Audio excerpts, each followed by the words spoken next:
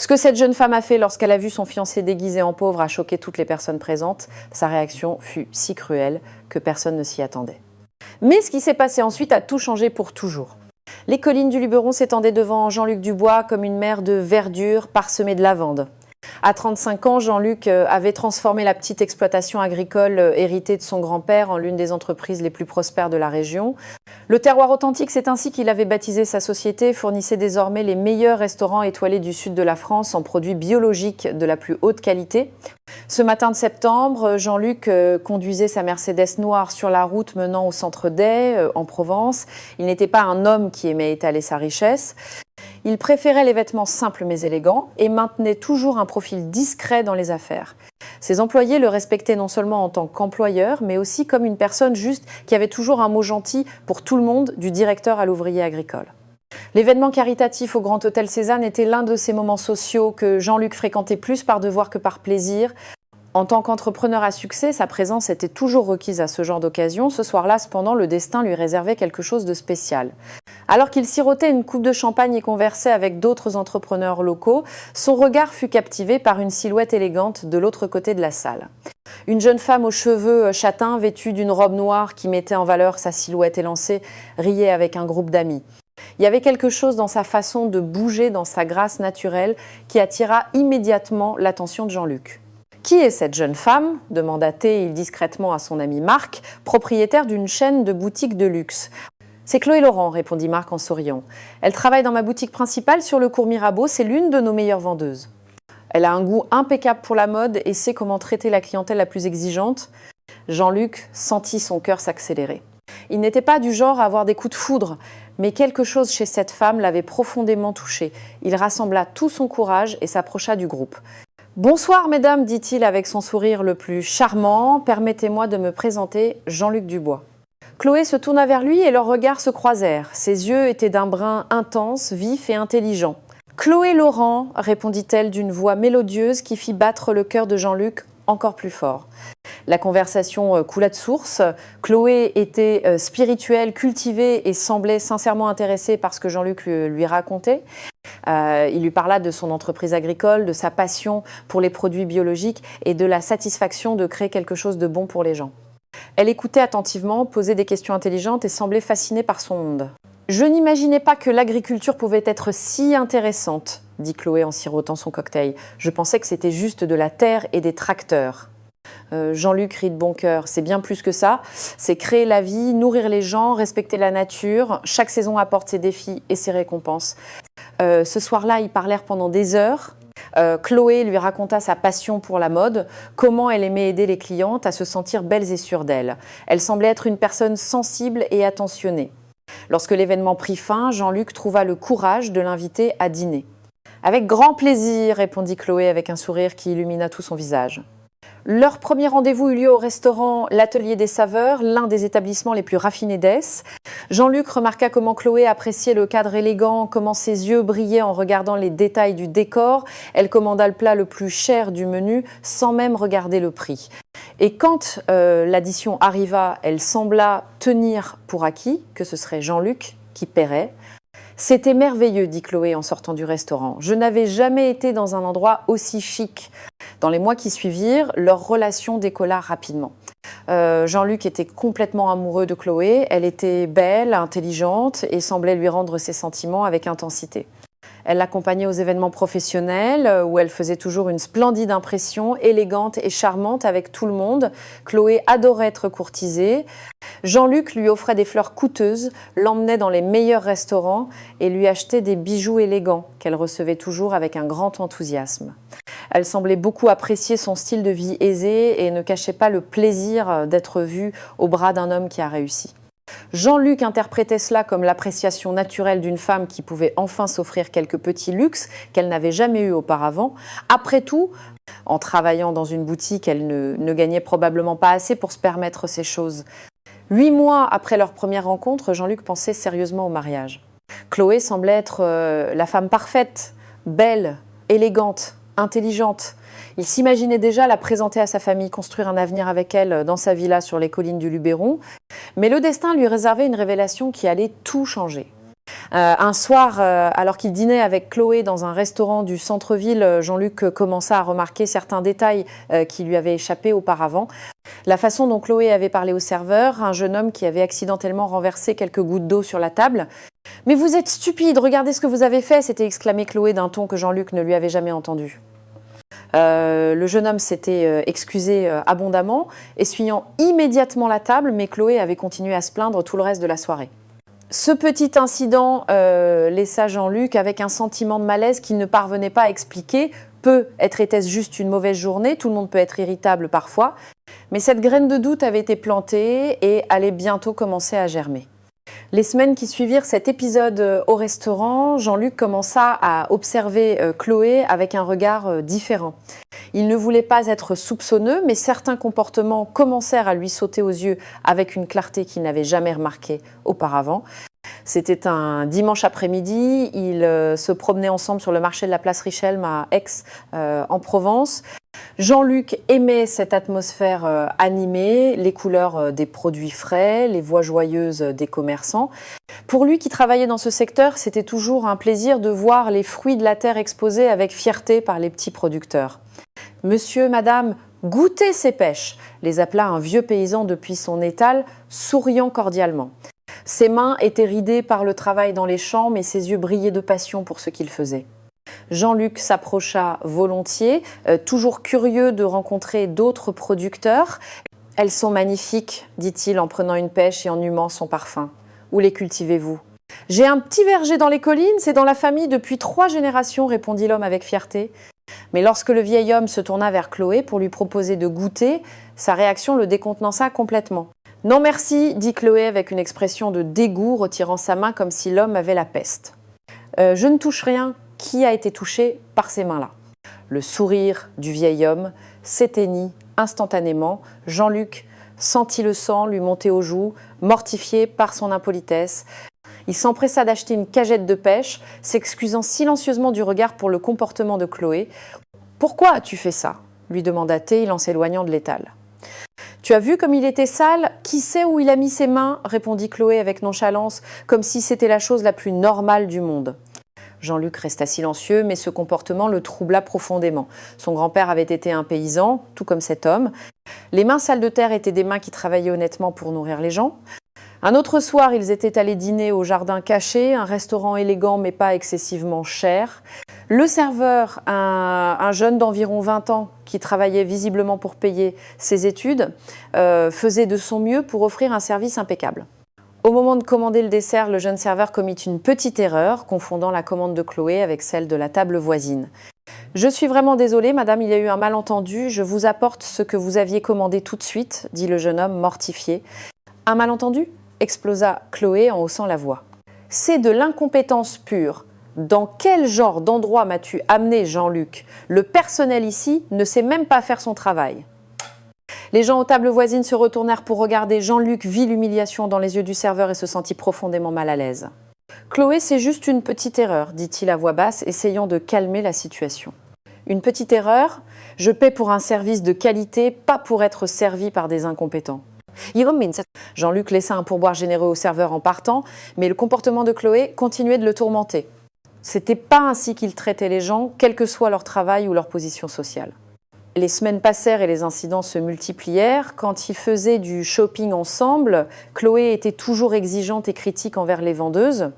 Si quelque chose ne la satisfaisait pas, elle n'hésitait pas à faire sentir sa supériorité. « Cette fille ne comprend rien à la mode », chuchotait-elle avec mépris après qu'une jeune vendeuse lui ait montré quelques vêtements. « Comment peut-elle travailler dans une boutique pareille si elle ne sait même pas assortir les couleurs ?» Jean-Luc commença également à remarquer comment Chloé se comportait différemment selon la personne en face d'elle. Avec ses amis plus riches ou avec des clients importants de la boutique où elle travaillait, elle n'était que sourire et gentillesse.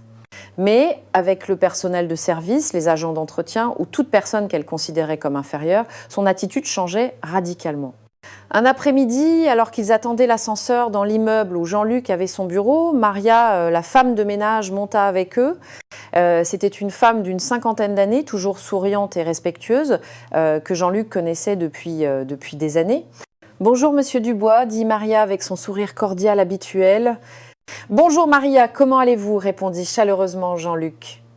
Pendant la brève montée, Maria essaya de faire poliment la conversation, mais Chloé resta silencieuse, se tournant de l'autre côté et feignant de s'intéresser au numéro des étages qui s'illuminaient.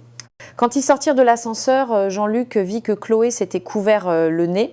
Elle sentait les produits d'entretien, dit Chloé, dès qu'ils furent seuls. « Je ne supporte pas l'odeur de ces gens-là. » Ces gens-là ?» répéta Jean-Luc, incrédule. « Maria est une personne merveilleuse qui travaille honnêtement pour subvenir aux besoins de sa famille. » « Oui, d'accord, mais ça ne veut pas dire que je dois supporter les mauvaises odeurs. Chacun a sa classe sociale, Jean-Luc. » Ces mots blessèrent profondément Jean-Luc. Il n'avait jamais pensé en termes de classe sociale supérieure ou inférieure. Pour lui, seul comptait l'honnêteté, le respect et la gentillesse. Mais le comportement qui le dérangeait le plus était l'attitude de Chloé envers l'argent. Chaque fois qu'ils sortaient ensemble, elle tenait pour acquis que ce serait lui qui paierait tout. Elle ne proposait jamais de partager l'addition, même pour un simple café. Un soir, quand Jean-Luc l'emmena dans un nouveau restaurant japonais, Chloé commanda le menu dégustation le plus cher, sans même regarder les prix.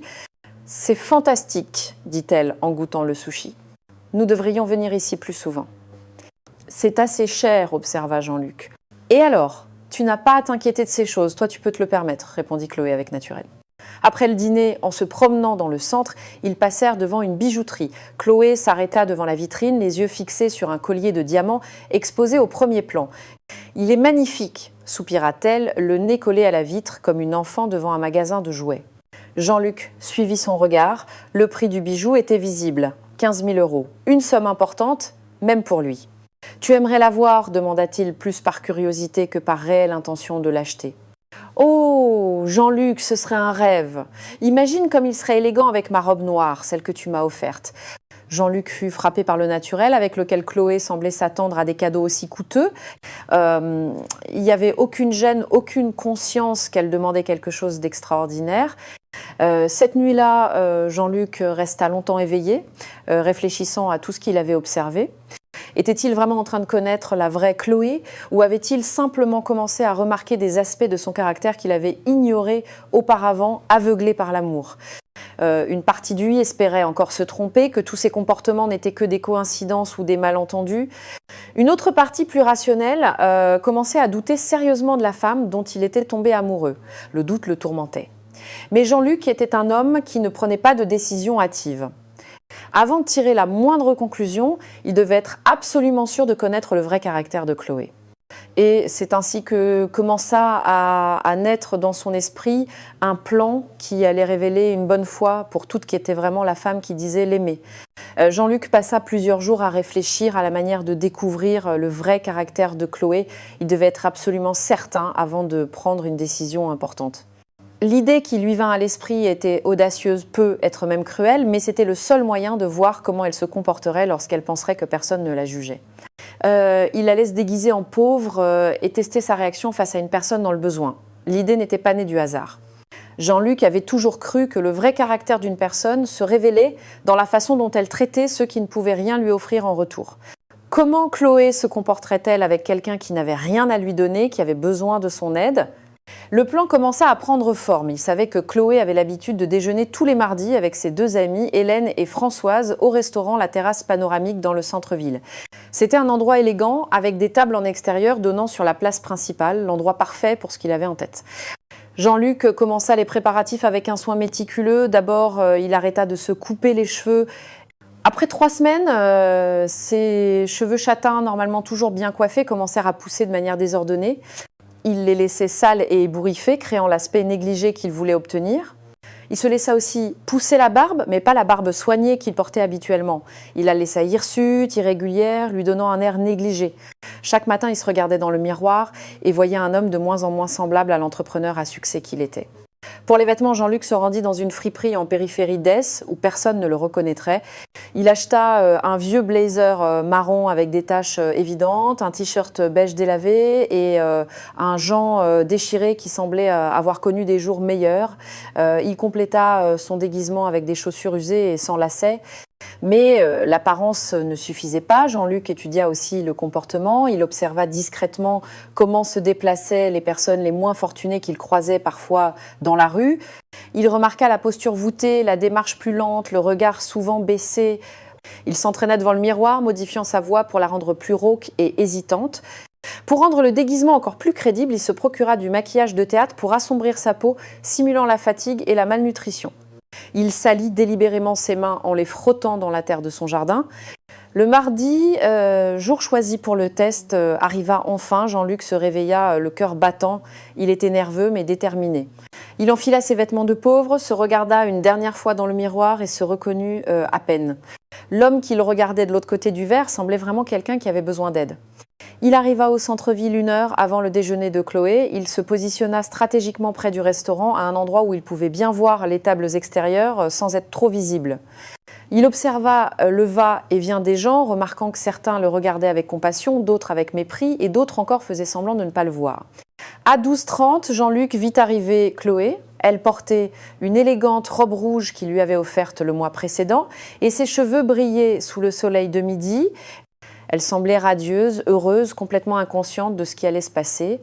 Les 3 femmes s'assirent à une table juste en face de l'endroit où se trouvait Jean-Luc.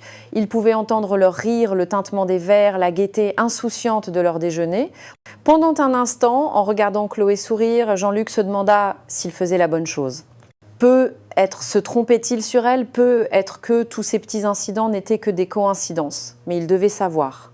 Il respira profondément, se leva du banc où il était assis et commença à marcher lentement vers la table des 3 femmes. Son cœur battait si fort qu'il craignait qu'elles ne l'entendent. Il se pencha légèrement en avant, baissa le regard et adopta la démarche qu'il avait tant pratiquée. Chaque pas le rapprochait du moment de vérité. Dans quelques secondes, il découvrirait qui était vraiment la femme qu'il aimait, ou du moins celle qu'il pensait aimer. Le destin de Chloé et Jean-Luc était sur le point de se jouer sur cette place ensoleillée d'Es en Provence, devant un restaurant élégant, sous les yeux d'inconnus qui ne se douteraient jamais d'assister à un moment aussi crucial. Jean-Luc s'arrêta à quelques mètres de la table, rassembla tout son courage et se prépara à découvrir la vérité. Jean-Luc s'approcha lentement de la table où Chloé déjeunait avec ses amis. Le soleil de midi illuminait la place et l'atmosphère était vive et joyeuse. Les 3 femmes riaient de quelque chose qu'Hélène venait de raconter, complètement absorbée par leur conversation insouciante.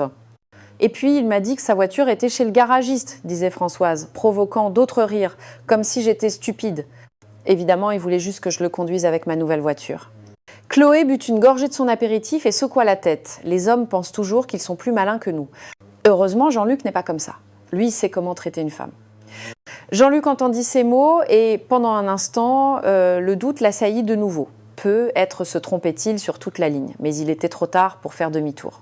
Il s'arrêta à environ 2 mètres de leur table, il toussa légèrement pour attirer leur attention et parla d'une voix rauque et hésitante. « Excusez-moi, je suis désolée de vous déranger. » Les 3 femmes se tournèrent vers lui. Jean-Luc vit l'expression de Chloé changer instantanément. Le sourire insouciant laissa place à une grimace d'agacement et de dégoût. « Que voulez-vous » demanda Chloé d'un ton sec et froid que Jean-Luc ne lui avait jamais entendu. « Madame, j'ai très faim, je n'ai pas mangé depuis 2 jours. » Pourriez-vous, s'il vous plaît, me donner quelques euros pour acheter un sandwich ou si vous avez quelque chose à manger dont vous ne voulez pas Jean-Luc garda le regard baissé, comme il l'avait pratiqué, mais il observait attentivement leur réaction à travers ses cils. Hélène et Françoise semblaient mal à l'aise, mais pas hostiles. Chloé, en revanche, le regardait comme s'il était quelque chose de répugnant.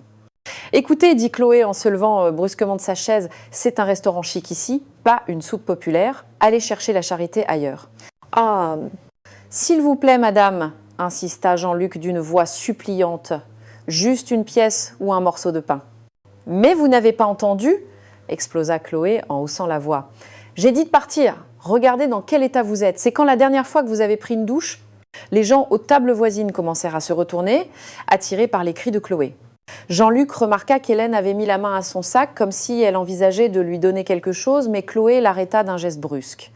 N'ose même pas lui donner un centime, Hélène. Si tu commences à donner de l'argent à ces gens-là, ils ne te lâchent plus. C'est comme ça que ça marche avec ces parasites. Jean-Luc reçut ces mots comme des coups de poignard. Parasites, ces gens-là. L'arrogance et le mépris dans la voix de Chloé étaient si évidents que même les autres clients du restaurant semblaient choqués. « Madame, tinta encore Jean-Luc, j'aille juste faim. »« Et qu'est-ce que ça peut me faire ?» cria Chloé. « Ce n'est pas mon problème. » Si vous avez fini dans la rue, chacun est responsable de sa propre vie. Si vous êtes dans cette situation, c'est que vous l'avez cherché. Françoise intervint timidement. Chloé, peut-être qu'on pourrait. Peut être quoi, la coupe à Chloé? Peut être qu'on devrait encourager ces vagabonds à continuer de déranger les honnêtes gens qui essaient de déjeuner en paix. Celui-là dépense probablement tout en alcool et en drogue. Jean-Luc resta figé. Non seulement Chloé refusait de l'aider, mais elle l'accusait aussi de choses terribles sans même le connaître. La femme qu'il aimait, qu'il pensait épouser, montrait un côté d'elle qui le dégoûtait profondément. Chloé, ça suffit, dit Hélène, visiblement embarrassée par la scène que son amie était en train de créer. Non, ça ne suffit pas, continua Chloé, maintenant complètement hors de contrôle. J'en ai marre de ces gens qui pensent pouvoir tout obtenir gratuitement, qu'ils travaillent comme nous tous. Elle s'approcha de Jean-Luc avec une expression de pur dégoût et surtout « Éloignez-vous de cette table avant que j'appelle la sécurité. Votre odeur est en train de gâcher notre déjeuner. » Jean-Luc n'avait jamais entendu des mots aussi cruels sortir de la bouche d'une personne qui prétendait l'aimer. La Chloé qu'il voyait était complètement différente de la femme douce et charmante dont il était tombé amoureux. C'était comme s'il regardait une étrangère, une personne méchante et sans cœur. D'autres clients du restaurant regardaient maintenant ouvertement la scène. Certains semblaient désolés pour Jean-Luc, d'autres semblaient d'accord avec Chloé, mais tous étaient témoins de l'humiliation qu'elle lui infligeait. « D'accord, madame, dit Jean-Luc d'une voix tremblante, maintenant toujours son déguisement. Je suis désolé de vous avoir dérangé. Vous n'avez pas à être désolé, hurla Chloé, et ne vous montrez plus jamais par ici. Jean-Luc s'éloigna lentement de la table, le cœur brisé. Il avait obtenu la réponse qu'il cherchait, mais le prix était terrible. La femme dont il était amoureux, celle qu'il avait rêvé d'épouser, venait de prouver qu'elle était une personne sans compassion, sans empathie, sans humanité. Mais le test n'est pas encore terminé. Jean-Luc avait autre chose en tête qui allait rendre cette leçon inoubliable. Jean-Luc s'était éloigné de quelques mètres de la table, mais il pouvait encore entendre distinctement la voix de Chloé qui continuait de se plaindre.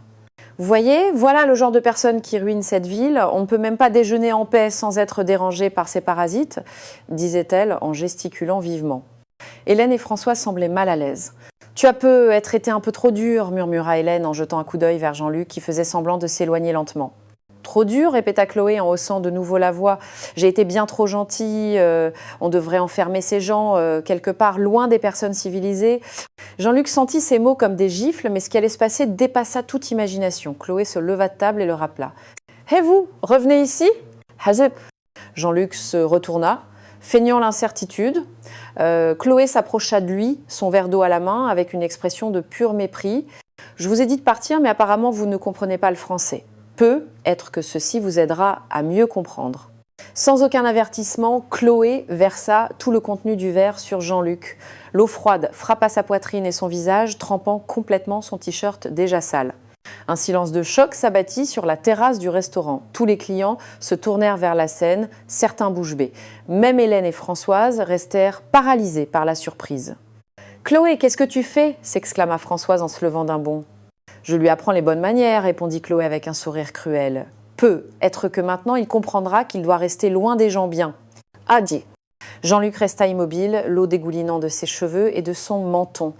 Il sentait tous les regards braqués sur lui, mais surtout, il sentait son cœur se briser en voyant la vraie nature de la femme qu'il avait aimée. « Mais tu es devenue folle ?» dit Hélène en s'approchant de Jean-Luc. « Monsieur, je suis vraiment désolée pour ce qui s'est passé. Mon ami ne va pas bien. »« Je vais très bien !» l'interrompit Chloé. « Je vais très bien. J'en ai juste marre de cette racaille qui pense pouvoir tout obtenir sans rien faire. » Un homme à la table voisine se leva et s'approcha. « Madame, ce que vous avez fait est inacceptable.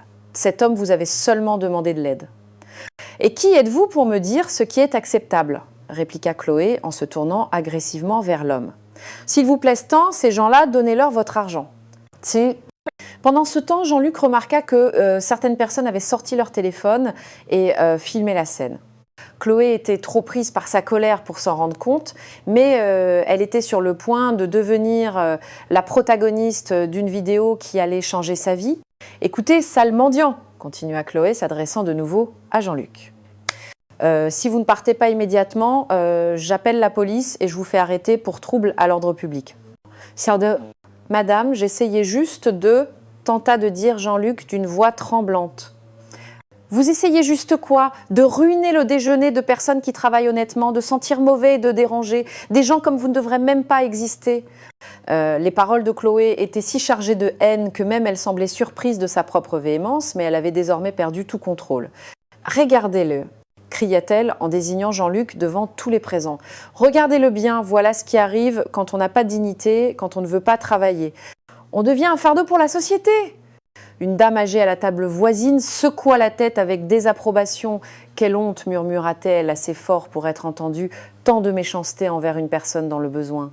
« De la méchanceté !» explosa Chloé en se tournant vers la vieille dame. « La méchanceté, c'est de prétendre que les autres doivent vous entretenir. La méchanceté, c'est de déranger les gens qui essaient de profiter d'une journée de détente. » Le propriétaire du restaurant, attiré par le tumulte, s'approcha. « Madame, je vous prie de vous calmer, vous dérangez les autres clients. » « C'est moi qui dérange, rit amèrement Chloé. « C'est lui qui est venu nous déranger. Je ne fais que défendre mon droit de manger en paix. » Ah ! Jean-Luc regarda autour de lui et vit les visages dégoûtés des personnes présentes. Elle ne le regardait pas avec mépris, lui, mais Chloé. Sa réaction avait été si disproportionnée et cruelle qu'elle avait choqué tout le monde. Le moment était venu de révéler la vérité. Jean-Luc en avait assez vu, bien trop vu. La femme qu'il pensait aimer venait de montrer son vrai visage devant des dizaines de témoins et ce qu'il avait vu l'avait profondément dégoûté. Il s'essuya lentement l'eau du visage et regarda Chloé droit dans les yeux. Le moment de la révélation qui allait tout changer était arrivé. Jean-Luc s'essuya lentement l'eau du visage avec la manche de sa veste sale. Le silence sur la terrasse du restaurant était presque palpable. Tout le monde attendait de voir ce qui allait se passer ensuite, mais personne ne pouvait imaginer ce qui était sur le point d'arriver. Avec des gestes délibérés et calmes, Jean-Luc commença à passer ses mains dans ses cheveux, les remettant en place et enlevant la saleté qu'il y avait mise.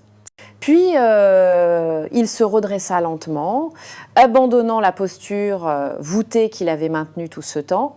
Chloé le fixait toujours avec mépris, trop absorbée par sa colère pour remarquer les changements qui s'opéraient devant elle. « Bien !» dit Jean-Luc, et sa voix n'était plus rauque, mais claire et ferme. « Très bien, Chloé. Maintenant, je sais tout ce que j'avais besoin de savoir. » Chloé s'arrêta net. Quelque chose dans cette voix la fit tressaillir. C'était une voix qu'elle connaissait bien, trop bien. Jean-Luc retira sa veste sale et son t-shirt déchiré, révélant une chemise blanche et propre qu'il portait en dessous. Puis, il passa un mouchoir sur son visage, enlevant le maquillage de théâtre qu'il avait utilisé pour paraître plus âgé et fatigué. « Non !» murmura Chloé, portant une main à sa bouche. Ses yeux s'écarquillèrent d'horreur lorsqu'elle reconnut enfin l'homme qui se tenait devant elle. « Salut, Chloé !» dit Jean-Luc calmement, la regardant droit dans les yeux. Le silence qui suivit fut assourdissant. Chloé resta complètement paralysée. Son visage devint blanc comme un linge. Hélène et Françoise la regardaient sans comprendre ce qui se passait. « Jean-Luc !» balbutia Chloé, sa voix réduite à un murmure. « Mais comment ? Comment as-tu pu ?» compléta Jean-Luc pour elle. C'est exactement la question que je me pose en ce moment. Les gens autour commencèrent à murmurer. Certains avaient reconnu Jean-Luc. Après tout, c'était un entrepreneur connu dans la ville. D'autres essayaient encore de comprendre ce qui se passait. Mais toi, Chloé n'arrivait pas à formuler une phrase cohérente. « J'étais un pauvre qui te demandait de l'aide, » dit Jean-Luc, sa voix trahissant la profonde douleur qu'il ressentait. « Et toi, tu m'as traité comme un déchet. » Chloé se mit à trembler. Ses mains tremblaient de manière incontrôlable. « Jean-Luc, je savais pas. Si j'avais su... »« Voilà !» s'exclama Jean-Luc, haussant la voix pour la première fois. « C'est exactement ça le problème, Chloé. Si tu avais su que c'était moi, tu m'aurais traité différemment. Mais si je suis un pauvre inconnu, alors je peux être humiliée et méprisée, n'est-ce pas ?» Les autres clients du restaurant comprenaient maintenant ce qui se passait. Certains chuchotaient entre eux, d'autres secouaient la tête avec désapprobation en regardant Chloé. « Ce n'est pas ça, dit faiblement Chloé, essayant de s'approcher. Je ne suis pas comme ça. »« Tu n'es pas comme ça ?» Jean-Luc l'arrêta d'un geste. « Chloé, j'ai vu qui tu es. J'ai entendu chaque mot que tu as dit. Parasite, racaille, des gens qui ne devraient même pas exister. Ce sont tes mots. » Chloé se mit à pleurer, mais Jean-Luc ne semblait pas touché par ses larmes. « Pendant 8 mois, j'ai cru te connaître, » continua Jean-Luc. « Je pensais que tu étais une personne bonne, gentille, compatissante. Mais aujourd'hui, j'ai découvert que je ne sais même pas qui tu es. Jean-Luc, je t'en supplie, » plaida Chloé, « je peux expliquer. J'étais nerveuse. J'ai eu une mauvaise journée. » « Une mauvaise journée ?» répéta Jean-Luc, incrédule. « Chloé, tu as versé de l'eau sur une personne que tu pensais être un sans-abri. Pas pour te défendre, pas parce qu'il t'avait fait quelque chose, mais par pure cruauté. Hélène et Françoise étaient restées silencieuses pendant tout l'échange, trop choquées pour parler. Il était clair qu'elles aussi étaient troublées par le comportement de leur amie. « Ce que j'ai vu aujourd'hui, dit Jean-Luc, la voix pleine de déception, ce n'est pas la personne dont je suis tombé amoureux. Je ne sais pas si cette personne a jamais existé ou si j'ai seulement vu ce que je voulais voir. » Chloé s'effondra sur sa chaise, submergée par la réalisation de ce qu'elle avait fait et des conséquences qu'elle allait devoir affronter. Jean-Luc la regarda une dernière fois avec des yeux pleins de déception. « Adieu Chloé, j'espère qu'un jour tu pourras regarder en toi-même et vraiment changer. » Il se tourna et commença à s'éloigner, laissant Chloé en proie au désespoir le plus total. Alors que Jean-Luc s'éloignait de la terrasse du restaurant, Chloé resta assise comme pétrifiée, les larmes coulant silencieusement sur son visage. Hélène et Françoise la regardaient, ne sachant que dire ou faire. Chloé, tenta de dire Hélène d'une voix hésitante. « Ne dis rien, murmura Chloé, cachant son visage entre ses mains. « S'il te plaît, ne dis rien. » Mais le silence ne dura pas longtemps. Les murmures des autres clients du restaurant se firent de plus en plus forts. Beaucoup avaient reconnu Jean-Luc et commentaient ce dont il venait d'être témoin. « Je n'arrive pas à croire ce que cette fille a fait, dit un homme à la table voisine à sa compagne. Elle a humilié un pauvre, mais c'était son fiancé déguisé. J'ai tout filmé, dit une jeune femme en montrant son téléphone. Je dois absolument poster ça sur les réseaux sociaux. Les gens doivent voir comment certaines personnes se comportent. » Et c'était qui ? Chloé leva brusquement la tête, réalisant pour la première fois que de nombreuses personnes avaient leur téléphone en main. La panique commença à s'emparer d'elle. « Non, attendez, dit-elle en se levant brusquement et en s'approchant de la jeune femme qui avait filmé. « S'il vous plaît, effacez cette vidéo, je vous en prie. » « Pourquoi devrais-je » répondit la jeune femme froidement. « Ce que vous avez fait est dégoûtant. Les gens doivent savoir quel genre de personne vous êtes. »« Hirokare. » « S'il vous plaît, c'était juste un malentendu, tenta d'expliquer Chloé, mais la jeune femme l'ignora et commença déjà à télécharger la vidéo sur ses profils sociaux. En quelques heures, la vidéo commença à circuler sur toutes les plateformes. Le titre qui accompagnait la séquence était dévastateur. Une fille riche humilie un pauvre devant un restaurant, mais c'était son fiancé déguisé. Les commentaires sous la vidéo étaient impitoyables. Quelle personne horrible! Comment peut-on traiter un être humain comme ça? Bravo au fiancé qui l'a mise à l'épreuve, mieux vaut découvrir qui elle est avant. Des gens comme ça ne méritent même pas d'exister. Quel dégoût! La vidéo atteignit des milliers de vues en quelques heures, puis des dizaines de milliers, et continuait de croître de manière exponentielle. Chloé n'en était pas encore consciente, mais sa vie était sur le point de changer radicalement. Le lendemain, lorsque Chloé arriva au travail à la boutique de luxe, elle trouva son patron, Monsieur Rossi, qui l'attendait avec une expression très sérieuse. « Chloé, nous devons parler, dit-il en l'accompagnant dans son bureau. »« Monsieur Rossi, si c'est pour hier, je peux expliquer. »« J'ai vu la vidéo, l'interrompit son patron. Tout le monde l'a vue. Elle est devenue virale. » Chloé sentit son sang se glacer dans ses veines. « Combien de personnes ? » « Plus de 100 000, et le nombre continue de croître, répondit Monsieur Rossi d'un ton grave. « Chloé, vous représentez cette boutique. Nos clients sont des personnes raffinées avec des valeurs. Je ne peux pas permettre que le nom de mon entreprise soit associé à un comportement aussi déplorable. Mais, Monsieur Rossi, je suis désolée, Chloé. Je dois vous laisser partir avec effet immédiat. » Chloé sentit le monde s'écrouler autour d'elle. Le travail qu'elle aimait, l'environnement élégant où elle se sentait chez elle, tout disparut en un instant. Elle sortit de la boutique sous les regards accusateurs de ses anciens collègues. Certains la regardaient avec pitié, d'autres avec dégoût. Tous savaient ce qu'elle avait fait. Les jours suivants, la situation empira. La vidéo avait atteint les journaux locaux et l'histoire de Chloé était devenue un sujet d'intérêt public. Ses photos étaient sur les réseaux sociaux, accompagnées de commentaires féroces. Elle ne pouvait plus sortir de chez elle sans être reconnue. Au supermarché, les gens la montraient du doigt et chuchotaient. Ses profils sociaux furent envahis de messages de haine. Elle dut désactiver tous ses comptes. Ses amis commencèrent à prendre leur distance. Hélène lui dit au téléphone « Chloé, je suis désolée, mais je ne peux plus être vue avec toi. Ma réputation en souffrirait. » Françoise l'abandonna également. « Ce que tu as fait est impardonnable. Je ne peux pas faire comme si je n'avais rien vu. » Chloé se retrouva complètement seule. Le monde qu'elle avait construit autour d'elle, fait d'apparence et de superficialité, s'effondra comme un château de cartes. Mais la conséquence la plus douloureuse était la perte de Jean-Luc. L'homme qu'elle aimait, ou qu'elle pensait aimer, l'avait vu pour ce qu'elle était vraiment. Et ce qu'il avait vu l'avait dégoûtée. Assise dans son appartement vide, entourée par le silence et la solitude, Chloé commença enfin à réfléchir à ce qu'elle avait fait. Pour la première fois de sa vie, elle fut forcée de regarder en elle-même et de se confronter à la personne qu'elle était devenue, et ce qu'elle vit ne lui plut pas du tout. Une semaine après l'incident au restaurant, Chloé n'avait toujours pas trouvé le courage de sortir. Son élégant appartement du centre d'Est, qui était autrefois son refuge de luxe et de confort, ressemblait maintenant à une prison dorée. Assise sur le canapé, vêtue d'un survêtement qu'elle n'avait pas changé depuis des jours, Chloé regardait obsessionnellement son téléphone. La vidéo continuait de circuler et chaque jour de nouveaux commentaires arrivaient. Mais ce qui la tourmentait le plus était le silence de Jean-Luc. Elle avait essayé de l'appeler des dizaines de fois. Ses messages restaient sans réponse. Elle avait même tenté d'aller à son entreprise, mais la secrétaire lui avait dit que M. Dubois ne souhaitait pas la recevoir. Ce matin-là, en regardant par la fenêtre, Chloé vit une scène qui la frappa profondément. Un vieil homme, pauvrement vêtu, s'était assis sur le banc en face de son immeuble. Il avait une petite valise avec lui et semblait très fatigué. Le premier instinct de Chloé fut de fermer les rideaux et de l'ignorer comme elle l'aurait fait par le passé. Mais quelque chose l'arrêta. L'image de Jean-Luc déguisé en pauvre lui revint en mémoire, ainsi que ses paroles « Si tu avais su que c'était moi, tu m'aurais traité différemment ». Chloé observa le vieil homme pendant une bonne heure. Elle vit les gens passer, l'ignorer, traverser la rue pour l'éviter, exactement comme elle l'aurait fait avant. Pour la première fois, elle commença à voir cette situation avec des yeux différents. Cet homme n'était pas un parasite ou un fardeau pour la société, comme elle l'avait dit avec tant de cruauté. C'était simplement un être humain qui traversait un moment difficile. Lentement, Chloé se leva du canapé, alla dans la cuisine et prépara un sandwich avec ce qu'elle avait dans le réfrigérateur. Elle prit aussi une bouteille d'eau et, le cœur battant, descendit dans la rue.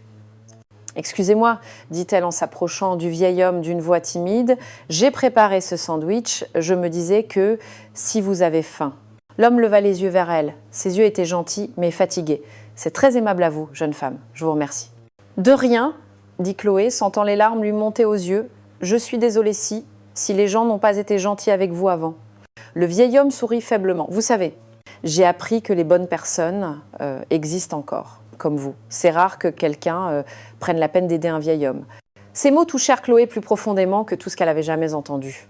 Elle retourna chez elle le cœur lourd, mais aussi avec une étrange sensation de paix qu'elle n'avait pas ressentie depuis des jours. Dans les jours qui suivirent, Chloé commença à réfléchir sérieusement.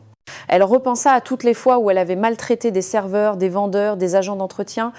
Elle se souvint du dégoût qu'elle avait montré envers des personnes qui travaillaient honnêtement, mais à des postes qu'elle considérait comme inférieurs. Chloé réalisa qu'elle était devenue une personne qu'elle n'aimait pas. La richesse et le luxe que Jean-Luc lui avait fait goûter l'avaient changée, la transformant en quelqu'un d'arrogant et de cruel. Elle commença à chercher des moyens de réparer ses erreurs. Elle appela le restaurant La Terrasse Panoramique et s'excusa auprès du propriétaire pour la scène qu'elle avait créée. Elle écrivit une lettre d'excuse au serveur qu'elle avait humilié des semaines auparavant, mais elle savait que cela ne suffisait pas. Elle devait faire quelque chose de plus significatif, quelque chose qui démontrerait un vrai changement. Elle décida de chercher à faire du bénévolat. Après plusieurs appels, elle trouva une organisation qui aidait les sans-abri à Aix. Le centre s'appelait Les Mains Ouvertes et avait besoin de volontaires pour distribuer des repas. Le premier jour de bénévolat fut un choc pour Chloé. Elle se retrouva face à des personnes que peu de temps auparavant elle aurait ignorées ou méprisées. Mais maintenant, en travaillant à leur côté, elle commença à écouter leurs histoires, à comprendre les circonstances qui les avaient menées à cette situation. Il y avait Marc, un ancien ouvrier qui avait perdu son emploi et n'arrivait pas à en trouver un autre. Il y avait Anne, une femme avec des problèmes de santé mentale qui n'avait pas de famille. Il y avait Joseph, un homme âgé dont la pension ne suffisait même pas à payer le loyer. Chaque histoire la touchait profondément et lui faisait comprendre de plus en plus à quel point elle avait été aveugle et cruelle par le passé. Après un mois de bénévolat, Chloé avait profondément changé. Elle avait appris la valeur de la compassion, de l'humilité et du respect envers chaque être humain, quelle que soit sa situation sociale.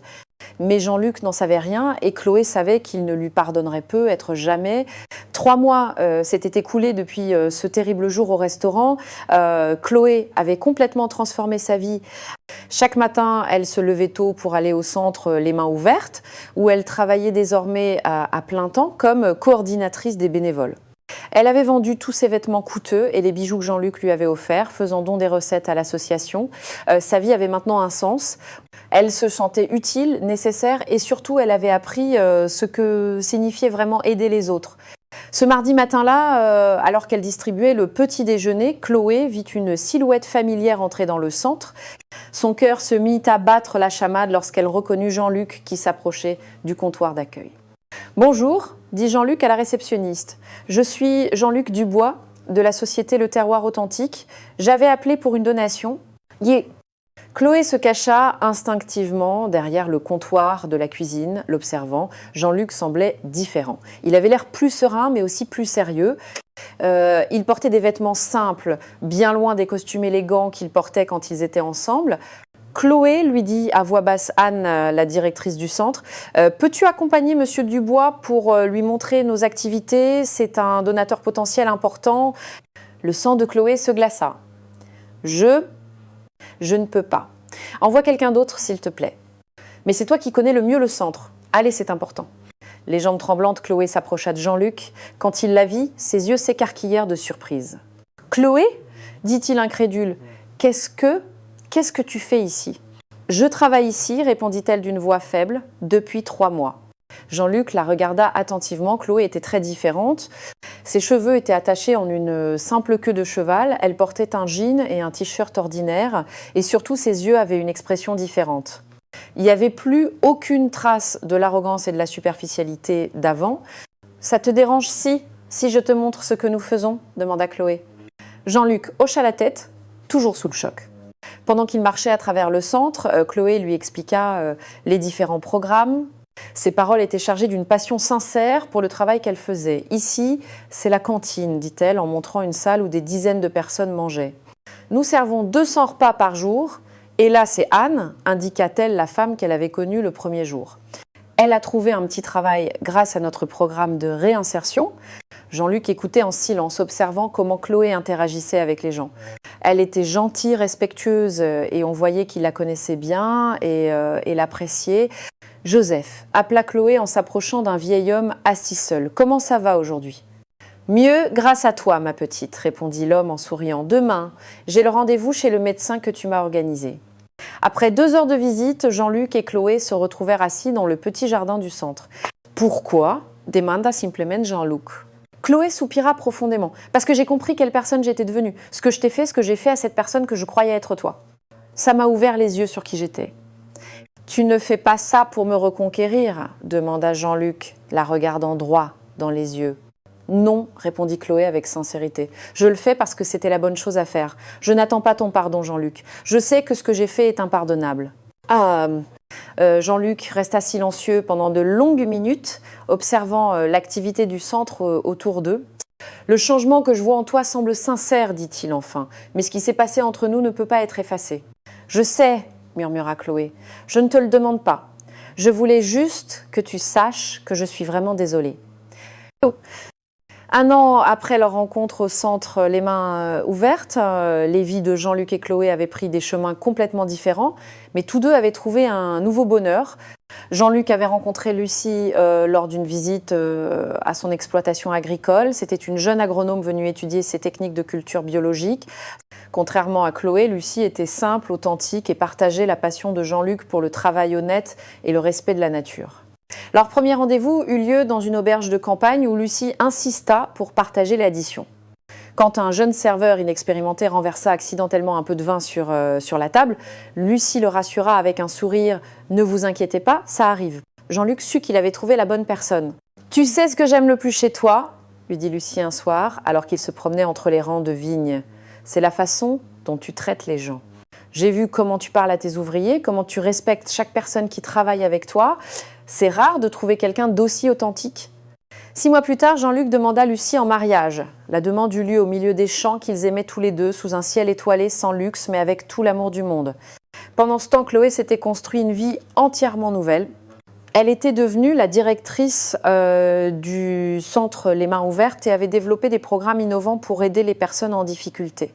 Son travail fut reconnu par la mairie d'Aix en Provence, qui lui décerna un prix pour son engagement social, mais le plus important était le changement intérieur qu'elle avait vécu.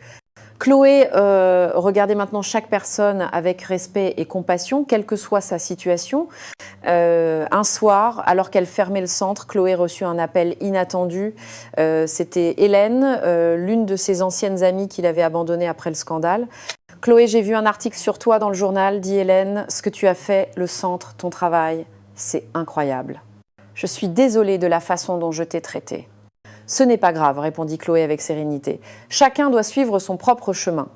Et le destin voulut que Jean-Luc et Chloé se rencontrent une dernière fois par hasard sur le marché de la place Richem, le même marché où tout avait commencé à se dégrader. « Jean-Luc, dit Chloé avec un sourire, comment vas-tu ? » « Bien, merci, j'ai entendu parler de ton travail au centre, je suis heureux pour toi. Et moi, j'ai entendu parler de ton mariage. Félicitations. » Ils se regardèrent un instant, deux personnes qui s'étaient autrefois aimées, mais qui étaient maintenant devenues des étrangers.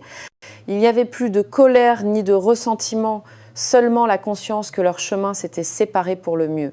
« Tu sais, dit Jean-Luc, peut être que tout ce qui s'est passé devait arriver. Tu as trouvé ton véritable but et j'ai appris l'importance de vraiment connaître les gens. »« Tu as raison, répondit Chloé. Cette terrible journée au restaurant a été la meilleure chose qui pouvait m'arriver. Elle m'a fait comprendre qui j'étais vraiment et m'a donné la chance de changer. » Ils se dirent au revoir avec une étreinte fraternelle, deux personnes qui avaient appris de précieuses leçons de leur histoire. Alors que Jean-Luc rentrait chez lui pour retrouver Lucie, il réfléchissait à l'importance de juger les gens sur leur caractère et non sur les apparences. Le véritable amour est basé sur la compassion, l'empathie et le respect mutuel. Chloé, de son côté, continua son travail au centre avec un enthousiasme renouvelé. Elle avait transformé son expérience la plus douloureuse en sa mission de vie, aider les autres et prouver qu'un changement sincère est toujours possible. L'histoire de Jean-Luc et Chloé nous enseigne que nos actions révèlent toujours notre vrai caractère. La façon dont nous traitons les personnes qui ne peuvent rien nous apporter en retour dit tout qui nous sommes vraiment. Et heureusement, il n'est jamais trop tard pour changer et devenir la personne que nous voulons être. Car au final, le respect et la compassion envers chaque être humain sont les valeurs qui rendent la vie vraiment riche et significative. Si cette histoire vous a touché le cœur, laissez un j'aime pour soutenir la chaîne. Écrivez dans les commentaires comment vous traitez les personnes que vous rencontrez chaque jour. Avez-vous déjà jugé quelqu'un sur son apparence ? Partagez votre expérience ci-dessous et n'oubliez pas de vous abonner et d'activer la cloche pour ne pas manquer nos prochaines histoires de vie qui vous feront réfléchir. À très bientôt dans la prochaine vidéo.